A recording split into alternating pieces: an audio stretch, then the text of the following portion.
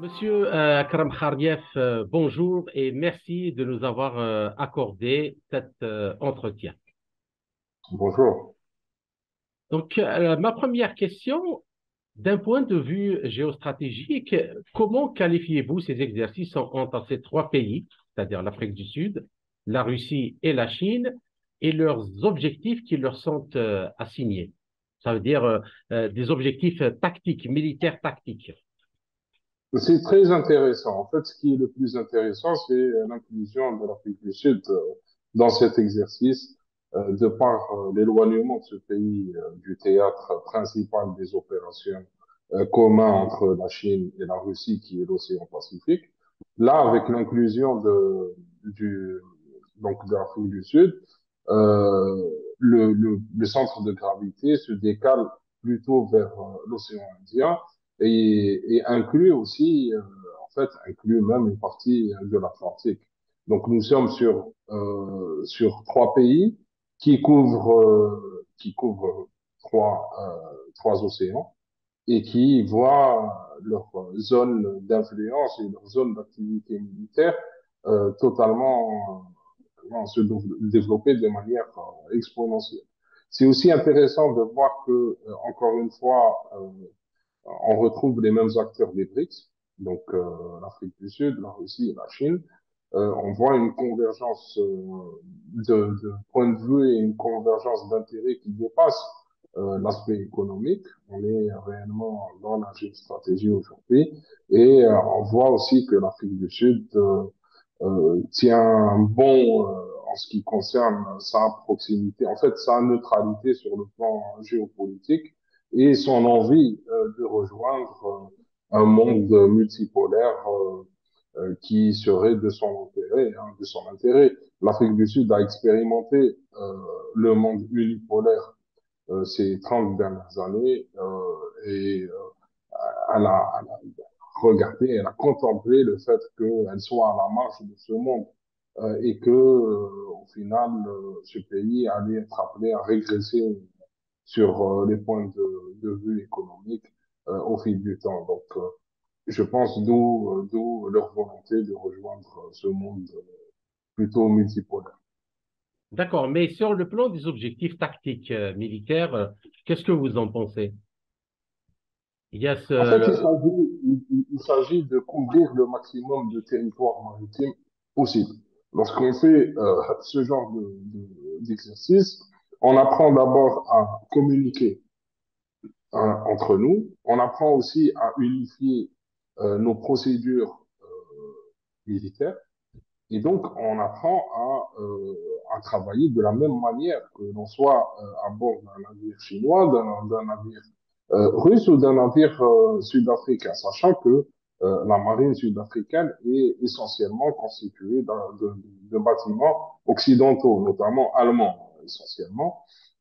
Et donc, cet échange d'expertise et cette unification des procédures fait que demain, les donc les navires russes et les navires sud-africains et chinois pourront travailler ensemble, faire des opérations conjointes et unifier leur capacité. Ça veut dire aussi que aujourd'hui, la marine sud-africaine peut travailler ou pourra travailler grâce à l'acquisition de ces procédures, pourra travailler dans le Pacifique, pourra étendre son champ d'action aussi dans l'océan Indien, puisque la Chine est très présente dans l'océan Indien.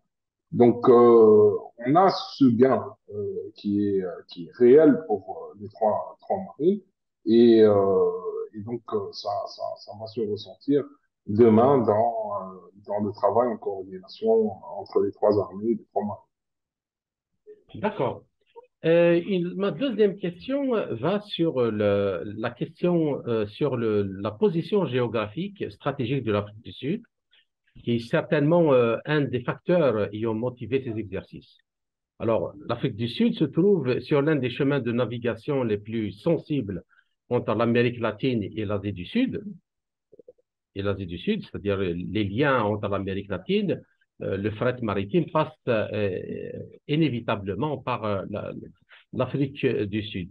Et elle peut également devenir un pivot du fret maritime venant de la mer Baltique en direction de l'Asie du Sud également, en cas de fermeture du canal du Suez, avec toutes les perturbations qu'on voit actuellement au Moyen-Orient, risque de guerre entre Israël et l'Iran, les risques que de perturbations apparaissent ici par là, et également à cause de de l'opération spéciale russe en Ukraine. Alors, euh, ma question, c'est la recrudescence des menaces militaires au Moyen-Orient, notamment au Yémen et au Golfe Persique, ne justement présage pas-t-il l'Afrique du Sud à être un pivot dont justement les questions de navigation maritime. En tout cas, sur le chemin entre l'Asie, l'Europe donc l'Est de l'Amérique latine, l'Afrique du Sud est une sorte d'îlot de sécurité ou d'îlot de libre passage pour les navires. Donc, c'est la seule grande puissance dans la région qui puisse garantir un passage assuré et sécurisé pour les navires marchands entre ces deux zones-là qui sont en fait, qui représente 90% du trafic maritime mondial. Donc, vous avez évoqué effectivement la possibilité d'occurrence de troubles au niveau de la mer Rouge, au niveau du détroit de Bab el-Mandeb ou au niveau aussi du canal de Suez. Il y a aussi la possibilité un jour que la Russie puisse subir des sanctions menant à interdire à ces navires marchands un accès par le détroit de Gibraltar. Donc c'est tout à fait possible vu le monde dans lequel nous vivons aujourd'hui. Donc effectivement, dans ce cas-là, je pense que l'Afrique du Sud est en train de jouer un rôle une sorte de gendarme pour le passage en urgence navires marchands entre l'Asie et l'océan Atlantique. De l'autre côté, la Russie essaye aussi d'être présente dans les lieux. On sait que la Russie, par exemple, est en train de négocier, même si ça a pris du retard, donc l'installation d'une base militaire à Port-Soudan, au Soudan, pour pouvoir faciliter la sécurisation des passages. Mais comme vous l'avez noté, cette région-là est devenue un foyer de troubles, mais c'est devenu aussi une région où se trouvent de très nombreuses bases navales étrangères. On compte une base navale française, chinoise, états-unienne, Japonaise, émiratie, japonaise aussi, japonaise. à Djibouti. Ouais. Tout à fait. Donc, c'est en train de devenir un passage contesté. Et c'est pour cela que l'Afrique du Sud est très importante. Est-ce que vous pensez, Monsieur Khariev, que ce que vous venez d'évoquer tout à l'heure, que la possibilité d'interdire, mais pas uniquement à la Russie, mais même à la Chine ou n'importe quel allié de ces deux pays, l'accès au canal, donc longeant la mer Rouge au delta de Suez, pour accéder à la mer Méditerranée. Est-ce que cela est un scénario plausible pour vous? Ben, qui aurait dit il y a simplement 5 ans que une trentaine de navires, ces 3 dernières années, soient touchés par des attaques de drones dans le Golfe Persique ou en mer Rouge ou bien en mer d'Oman. Personne n'aurait cru ça. Donc on est face à une situation où aujourd'hui on a une démocratisation de l'usage des missiles de croisière, des missiles anti-navires et des drones suicides.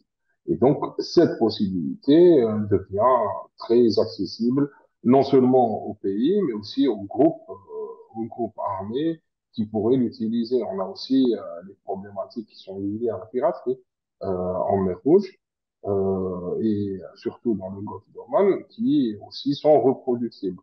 Donc, c'est tout à fait possible et plausible qu'on atteigne un degré de pourrissement de la situation dans cette zone-là, surtout si demain nous avons un désengagement de grandes puissances ou si nous avons une confrontation entre, par exemple, la Turquie et les Émirats qui ont tous les deux des bases navales là-bas. Si on a ce genre de pourrissement, cela va emmener à ou bien une fermeture ou une difficulté de passage. Et n'oublions pas aussi le cas du simple incident maritime du navire porte-conteneur Evergreen il y a 3 ans, qui a complètement bouché, obstrué le passage du canal de Suez et qui a fait énormément de dommages sur l'économie mondiale, là, qui a eu un impact énorme sur l'économie mondiale. D'accord. Euh, une autre question avant de passer à la troisième, c'est supposons dans ce scénario que le canal de Suez et tout le canal qui passe, qui longe donc la mer Rouge au delta qui donne l'accès à la Méditerranée est perturbé, fermé. Est-ce que vous pensez que le chemin, par exemple, pour la Russie, pour acheminer des marchandises vers l'Asie du Sud via la mer Baltique et en longeant la côte ouest de l'Europe et de l'Afrique pour passer par l'Afrique du Sud est un chemin qui est plausible à utiliser, possible à utiliser, viable et sécurisé. Ça, tout en sachant Bon, que le long de toutes ces côtes, au moins jusqu'à l'Afrique, et on a des bases de l'OTAN un peu partout. oui, oui, oui. Je pense que c'est une option qui est à l'étude par la Russie. La Russie est en train d'investir énormément avec une collaboration de la Chine sur des routes plutôt terrestres en Asie pour essayer de faire une jonction entre la partie asiatique de la Russie et les pays du sud de l'Asie. Donc nous avons la fameuse ligne ferroviaire Vladivostok-Lahore au Pakistan. Nous avons une ligne aussi de Chennai en Inde qui va au nord de la Sibérie, je pense jusqu'à Novosibirsk. Donc nous avons cette volonté de favoriser les échanges par rail et par route. Mais comme on le sait, la Russie est un énorme pays avec une infrastructure routière qui est assez fragile et qui est très longue aussi à utiliser. Donc, la voie maritime permet de déplacer de très très grandes quantités de marchandises de manière moyennement rapide. Donc, nous avons cette option-là qui serait une voie maritime démarrant de la Baltique ou même carrément de l'océan Arctique, donc de Murmansk. Nous avons aussi la ligne nord qui est en train, à cause ou grâce au réchauffement climatique, de s'ouvrir. On a vu aussi que la Russie, ces dernières années, a investi sur des brises-glaces nucléaires. Elle en a réceptionné récemment un et je pense qu'elle en a commandé 4. Donc, nous sommes aussi sur l'option et l'optique d'ouvrir une voie maritime au nord de la Chine qui lierait Murmansk à, disons, Vladivostok. Et donc, de là, de Vladivostok à, à tout le sud de l'Asie. Donc, toutes ces options-là ne sont pas à écarter et je pense que les enjeux internationaux font que le plus de passages il y aura et le plus la Russie, le mieux la Russie se portera et je pense que pour cela l'Afrique du Sud restera un partenaire crédible dans cette étude. Mais je voudrais vous passer une question d'un point de vue juridique.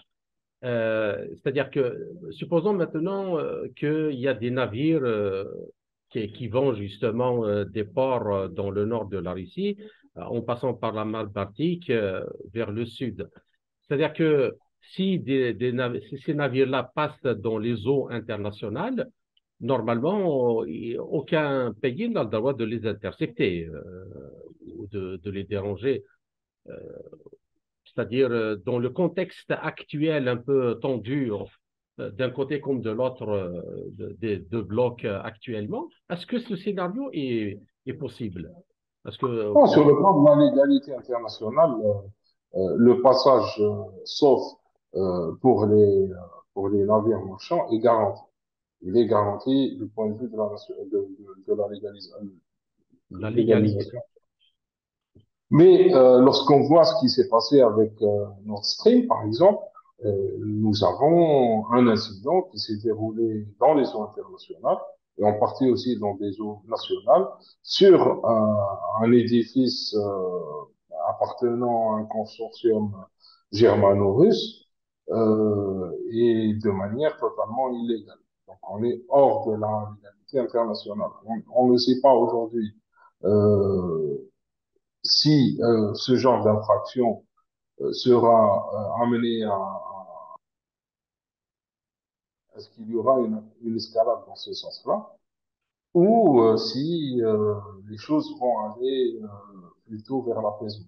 Et donc, je pense que pour des raisons de préservation des flux commerciaux, il est nécessaire d'ouvrir le maximum de canaux possibles et de prendre en compte le maximum d'éventualités possibles.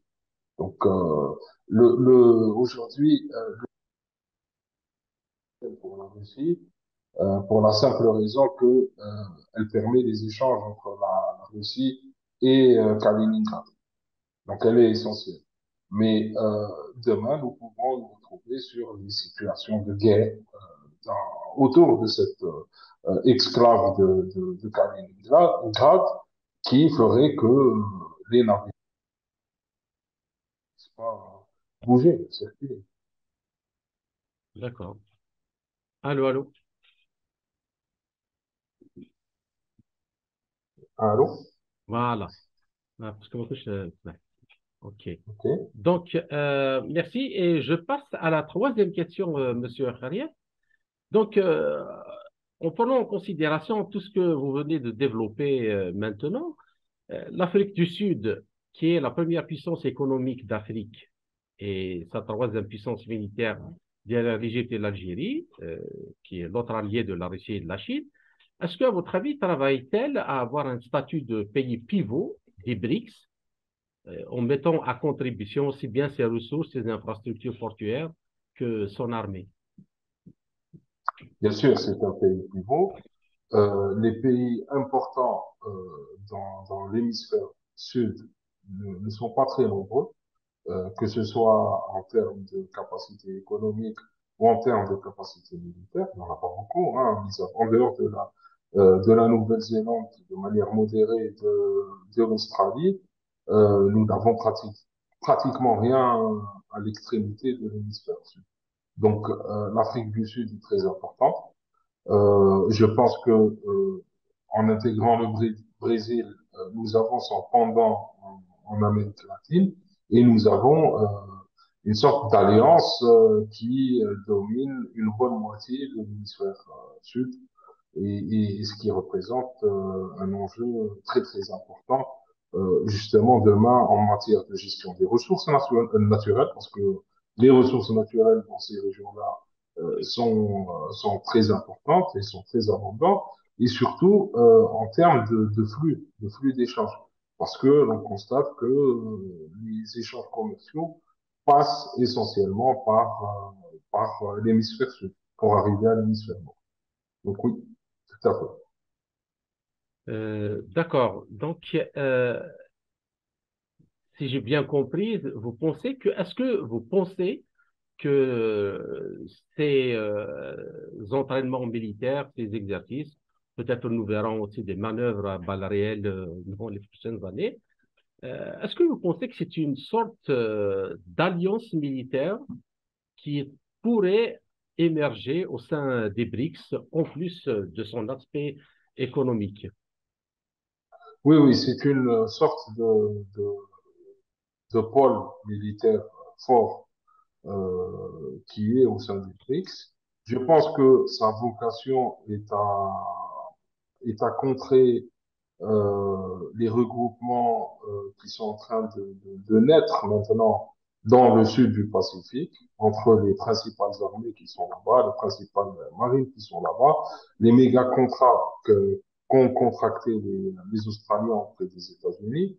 Il ne faut pas aussi oublier que la France est une puissance maritime dans le Pacifique. C'est le plus grand territoire maritime au monde. Donc, ils opèrent de manière très puissante dans le Pacifique. On a la Chine qui est en train d'établir un réseau d'îles et d'étendre son influence aussi dans le sud du Pacifique. Et donc, nous avons ce renforcement par le sud de l'océan Indien avec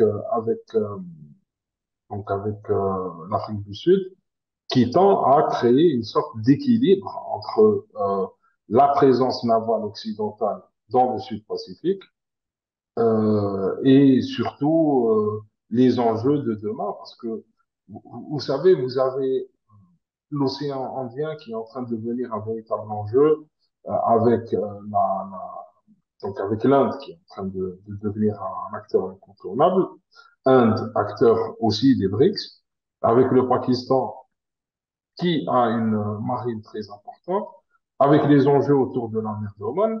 Donc, nous sommes en train de voir que l'océan Indien échappe quelque peu à l'emprise occidentale.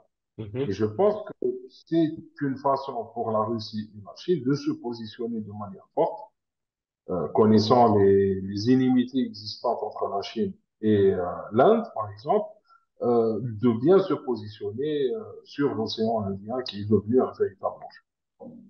Et si l'Iran, qui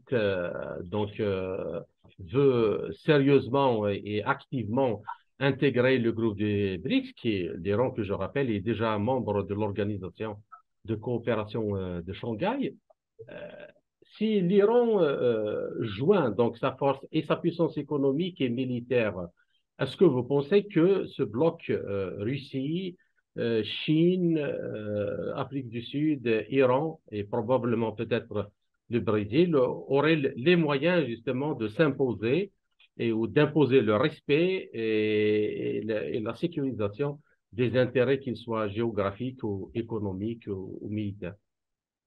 Bon, ça passerait par une évolution aussi de l'Iran, parce que l'Iran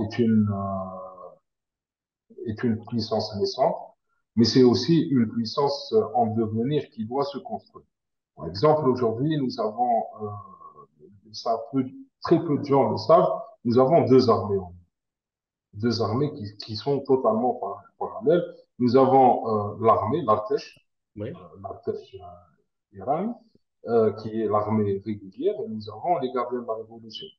Est-ce que vous savez que en termes navals, l'armée, donc la marine dépendante de l'Artèche, couvre uniquement la partie océan Indien et pas le Golfe. Et le contraire s'applique sur les gardiens de la Révolution. Donc nous avons un pays comme l'Iran qui a deux armées, deux marines et deux visions différentes et qui se concentre aujourd'hui, et je pense pour les prochaines 10 prochaines années, qui va se concentrer plus sur le Golfe Persique que sur la mer, pardon, la mer, l'océan Indien. Et donc, si l'Iran n'est pas accompagné dans une transformation, parce que ça implique de fusionner les deux, ou ça implique la disparition du gardiens de la révolution, et donc une évolution vers quelque chose d'autre que connaîtrait l'Iran. S'il n'y a pas cet accompagnement-là, donc par la Russie, la Chine et d'autres puissances, je pense que l'Iran finira par peut-être s'occidentaliser ou peut-être se transformer, parce que la situation telle qu'elle est aujourd'hui n'est pas tenable très très longtemps. Donc, on le voit, il y a une volonté, et ça explique la volonté de l'Iran de se rapprocher de la Chine et de se rapprocher de la Russie. ils sentent et ils de mutation en Iran. Et donc, ils cherchent à s'adosser à d'autres puissances, à des puissances autres que occidentales. Donc oui, l'Iran est appelé à rejoindre les BRICS et à jouer un rôle prépondérant dans les BRICS en termes militaires aussi, à condition que l'Iran soit accompagné dans sa transformation. J'aimerais bien qu'on revienne un peu sur ce que vous avez développé avant, mais légèrement, euh, et qui est la question de l'armement de l'Afrique du Sud.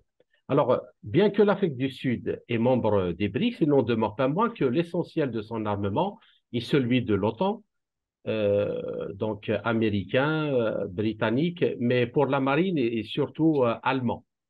Allemand. Alors, de quelle façon seront coordonnés les exercices sous un même commandement? Et dans les années à venir, peut-on voir l'Afrique du Sud se tourner, je ne sais pas, résolument vers l'acquisition d'armements russes et chinois? Bon, l'Afrique du Sud, d'abord, était un très grand pays producteur d'armes. C'est un pays qui a souffert pendant plusieurs années, et à juste titre, hein, donc de sanctions internationales et d'un embargo sur les armes à cause de l'apartheid. Et c'est durant cet embargo-là que l'Afrique du Sud a développé une industrie militaire très performante et disons, très décalée en termes d'efficacité par rapport aux autres industries militaires. Euh, c'est vrai qu'après la chute donc, du régime de l'apartheid, donc, il n'y a plus cet embargo. On a vu déferler des armements plutôt occidentaux parce qu'il y avait une tradition occidentale en Afrique du Sud. Euh, et en parallèle, on a vu aussi un déclin de l'industrie militaire sud-africaine qui d'abord a été divisée en petits morceaux, vendus à des entreprises notamment européennes ou anglo-saxonnes. Euh, et donc, il y a eu une sorte de phénomène de retour en arrière de l'armée sud-africaine qui a perdu énormément de moyens ces dernières années et qui aujourd'hui est en souffrance, hein. C'est une armée qui souffre beaucoup, qui n'achète pas beaucoup d'armement, qui a mis, par exemple, en réserve l'ensemble de sa flotte d'aviation. Et donc, parler d'acquisition, de modernisation, de vente d'armes russes, je pense que c'est un petit peu prématuré. Mais si demain la Chine et la Russie avaient une ambition de vendre des armes en Afrique du Sud, en adaptant une stratégie passant par de la coopération sur la fabrication locale, etc., je pense qu'ils pourraient trouver en Afrique du Sud un, un- un client très, très sérieux et un client qui pourrait leur ouvrir aussi les portes de l'Afrique australe, du marché militaire des pays d'Afrique australe, sachant néanmoins que vous avez de très, très gros clients de la Russie, un peu de la Chine, qui sont en Afrique australe, notamment l'Angola, qui est un très, très grand client de la Russie, et le Mozambique, qui est aussi un grand client de la Russie et un grand client de la Chine aussi. Donc, on peut, on peut dire que les chances de la Russie de placer des équipements militaires les prochaines années en Afrique du Sud existent. Elles sont assez minces, mais elles existent. Maintenant, quand tu as parlé de la façon de travailler donc de l'Afrique du Sud avec la Russie et la Chine, bon, en termes de, de marine, généralement, les marines sont très facilement interopérables. Donc, ça utilise essentiellement des communications radio, des échanges de données, et c'est facile de communiquer dans ce cas-là. La seule chose qui peut poser problème, c'est la barrière de la langue. Donc, Vous pouvez répéter, s'il vous plaît? oui, le seul problème, c'est la barrière de la langue. La Donc, barrière de la langue. oui, D'accord. trouver une sorte de lingua franca entre les trois pays qui seraient utilisés pour coordonner leurs opérations maritimes. Euh, Dans ce cas, je pense que la Chine et la Russie prendront l'anglais comme base de travail pour coopérer avec l'Afrique du Sud, dont la marine fonctionne essentiellement en anglais. Après, en termes d'équipement, il n'y a pas de gros désavantages à intégrer des équipements occidentaux dans des exercices maritimes. Un bateau, c'est un bateau. Tant que ça flotte, Donc pas de cette problème. coopération militaire ou cette espèce de front ou d'alliance militaire au sein des BRICS, en fait, elle peut être mise en Tout de branle, suite, en construction tout de suite, et même si tout de suite. les armements sont d'origine différente. Il n'y a absolument aucun souci par rapport à ça.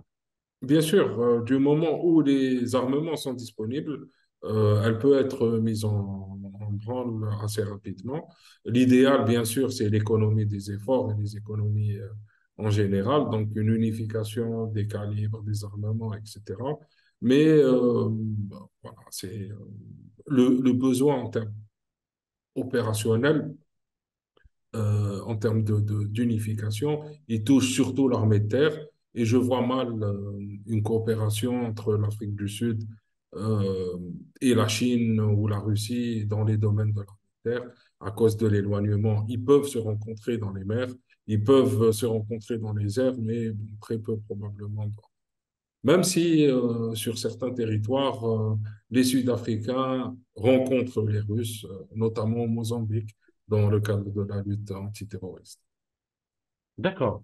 Et j'aimerais bien que vous nous disiez quelques mots sur ce qu'avait l'Afrique du Sud en termes d'industrie militaire et de la qualité de ce qu'elle produisait avant de se réouvrir à l'importation qui est le fléau de l'Afrique depuis les indépendances. Ce n'est pas juste aujourd'hui. Oui, oui.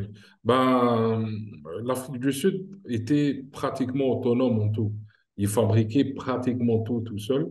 Et s'ils ne fabriquaient pas, ils achetaient et modifiaient, amélioraient les équipements. Donc, et ça va de l'arme individuelle, leur armement individuel est basé sur l'AR-4, qui est lui-même basé sur le Galil israélien, et qui est lui-même, à votre avis, basé sur quoi? Donc, sur la K-47 russe. Donc, nous sommes dans cette continuité-là. Ils sont dans l'amélioration, ils étaient du moins dans l'amélioration continue. Et ça va de l'arme individuelle jusqu'à l'arme nucléaire parce que les Sud-Africains avaient produit des armes nucléaires, avaient même testé des armes nucléaires. Et ils se sont désarmés entre-temps, mais ils avaient cette capacité de fabriquer des missiles, des avions, Des des hélicoptères, sous-marins, des sous-marins, des hélicoptères. C'est eux qui ont procédé, par exemple, à l'amélioration des hélicoptères d'attaque algériens, qui étaient d'origine russe. Et donc, nous avons à chaque fois une touche sud-africaine qui améliore des équipements rustiques et solides, qu'ils soient occidentaux ou plutôt du bloc de l'Est. mais je crois que aussi il y avait une certaine industrie des drones et précoce, hein, Bien sûr, bien sûr. précoce de drones d'attaque. Bien sûr, ils étaient, en fait, l'Afrique du Sud s'est très fortement inspiré de l'industrie militaire israélienne. Ils étaient un peu dans la même situation, ils étaient sous embargo et ils étaient sujets à une pression, à un encerclement. Et donc, ils ont opté pour les choix d'Israël en termes d'industrie militaire, donc développer des drones. Et ils étaient aussi en infériorité numérique face à leurs ennemis. Donc, ils ont parié sur le blindage, ils ont parié sur les drones, sur l'aviation, sur tout ce qui faisait que le moins d'hommes possible pouvaient mourir et qu'ils puissent infliger le plus de destruction possible à leurs ennemis. Donc, c'est pour ça qu'on a cette similarité. Et effectivement, Israël était un pays pionnier avec l'Iran dans le domaine des drones et les Sud-Africains développaient des drones déjà au début des années 90. D'accord. Et la qualité des armements, est-ce que c'est des armements qui concurrencent même ce qui est produit dans les pays occidentaux ou dans les pays de l'Est? Qu'est-ce que vous en pensez? À l'époque donc, le climax de l'industrie militaire sud-africaine, c'est surtout les années 90 en termes de technologie, parce que c'est là où ils avaient commencé à accéder à la technologie.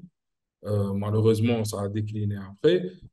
Ils arrivaient à produire des équipements très rustiques, très robustes, qui ont connu la guerre, qui ont connu un retour d'expérience. Donc, il ne faut pas oublier que l'Afrique du Sud a connu une guerre de 20 ans avec Namibie, l'Angola, le Mozambique. C'est un pays qui a connu une guerre de très haute intensité. On se rappelle de la bataille de Cuito Canaval qui a vu un engagement de 60 000 hommes de part et d'autre entre les Cubains, les Angolais et les Sud-Africains. Donc, ils avaient d'excellents équipements, très efficaces, très précis et surtout très robustes. Donc, c'est pour cela que, en quelque sorte, de l'armement occidental, c'est celui qui se rapproche le plus de la philosophie russe et chinoise. Robustesse et efficacité, plus que D'accord, technologie. d'accord. Et est-ce que vous, une dernière question sur ce sujet-là, est-ce que vous pensez que la base industrielle qui a justement servi à la production de ces armements est toujours présente, même si un peu démunie, et qui peut être relancée à nouveau rapidement? Donc, cette base industrielle existe toujours. Elle a été pillée. Elle a été récemment pillée par les Émiratis qui ont amené des capitaux. Elle a été aussi pillée par les Occidentaux. Mais elle existe toujours, le potentiel existe toujours. Il suffit qu'il y ait un marché, qu'il y ait un accompagnement à l'international et qu'il y ait aussi, surtout, des capitaux. Parce que l'armée, en fait, ce qui s'est passé, c'est que l'armée sud-africaine n'achetait plus d'armes. Et étant très loin vraiment à l'autre bout de la planète, ils n'arrivaient pas à placer leurs armements sur les marchés internationaux, n'ayant pas ces commandes publiques permettant justement d'attendre et d'être présents. Donc, s'ils sont accompagnés, s'ils ont des commandes publiques, leur industrie peut très facilement redémarrer. D'accord. Donc, je passe maintenant à la deuxième question. Donc, par rapport à la première question, à contrario, l'Afrique du Sud a-t-elle un intérêt à garder une position de puissance régionale à cheval entre les deux blocs en compétition, c'est-à-dire les Occidentaux et l'Est formé par la Chine, essentiellement par la Chine, la Russie et probablement l'Inde et l'Iran. Alors, qu'en pensez-vous? Oui, oui, ils ont tout à fait intérêt à faire ça. Ils sont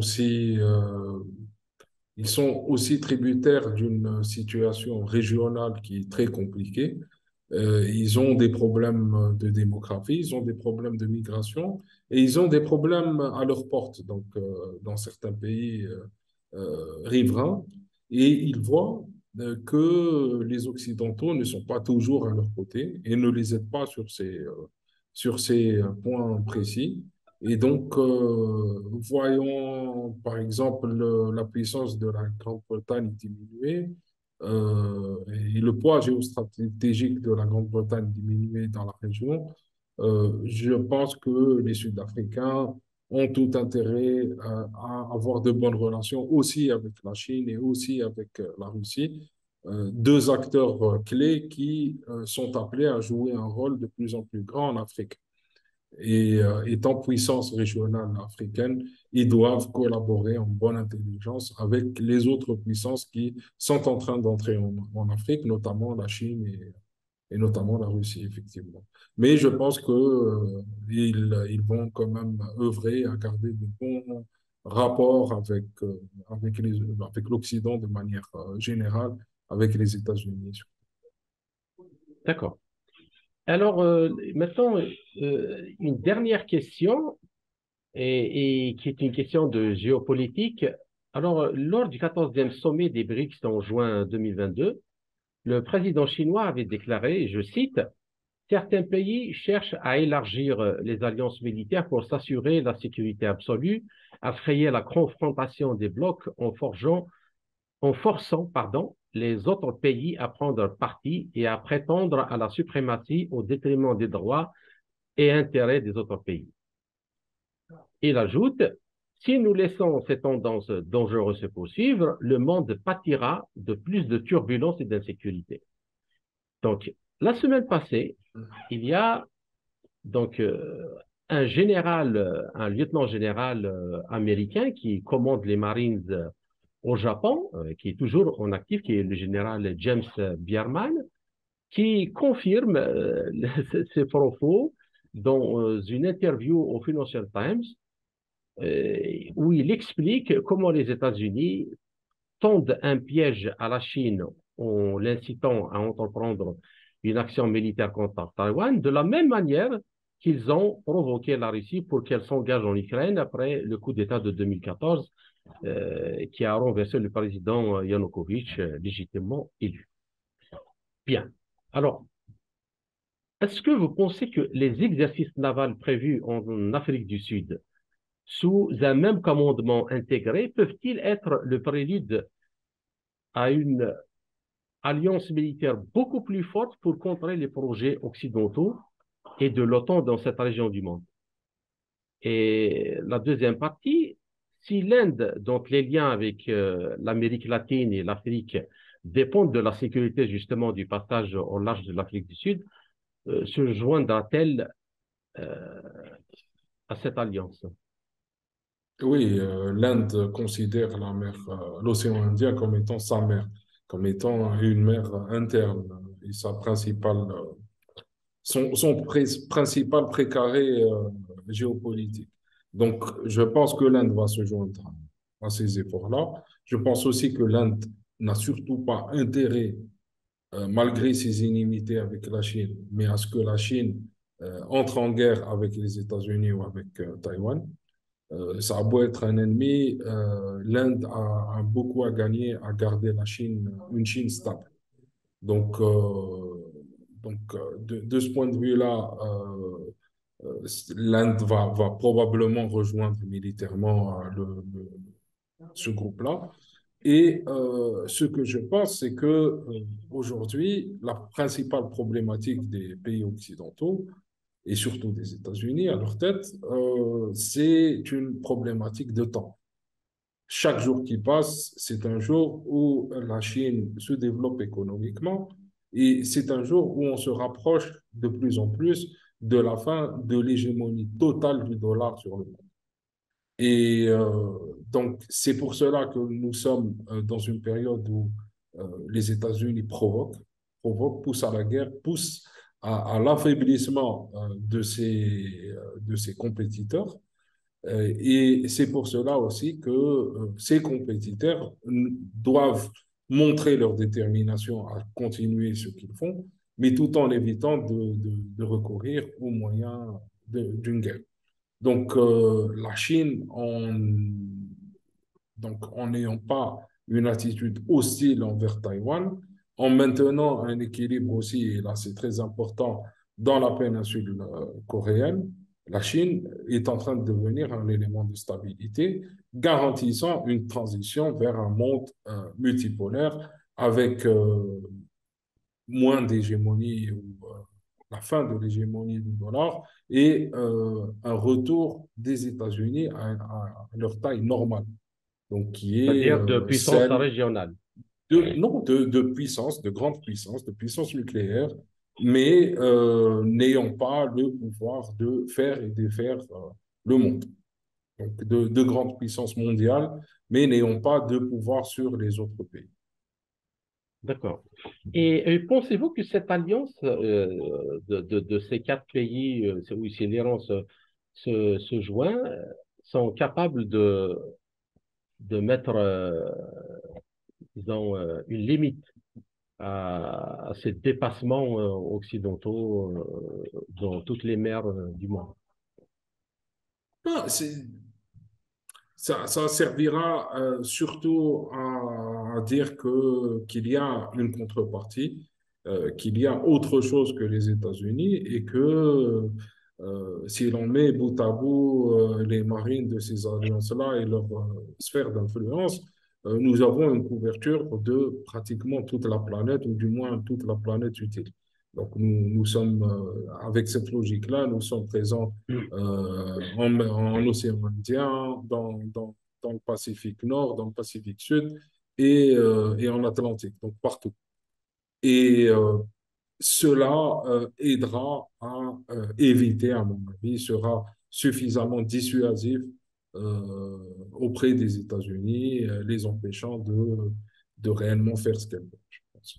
Et je pense que nous sommes dans la dissuasion, nous ne sommes pas dans la confrontation, et nous sommes dans une sorte de remodelage du monde autour d'entités régionales solides qui contrecarreraient une hégémonie.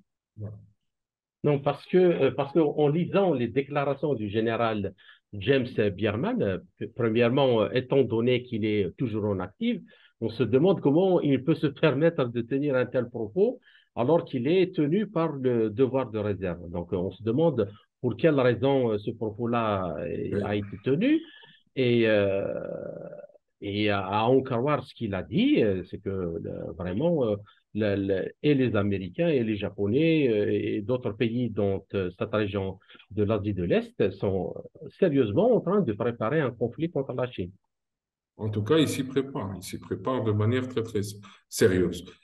Même si je doute très, très fort que les États-Unis engagent des hostilités face à la Chine ou multiplient les provocations face à la Chine, parce que s'aliéner la Russie et la Chine, ce serait une très grave erreur, je pense, des États-Unis, qui perdraient en termes économiques plus qu'ils ne gagneraient. D'accord.